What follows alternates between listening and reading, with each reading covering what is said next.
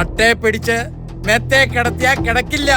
അത് നീ ഓർത്തോണം. ഇതാണ് അപ്പച്ചന് സമാധാനക്കേടുണ്ടാക്കിയ കക്ഷി അലീന.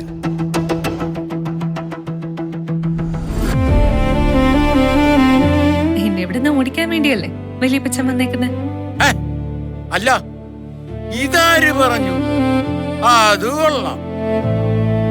നീ ചിന്നമ്മയുടെ തനി പകർപ്പ.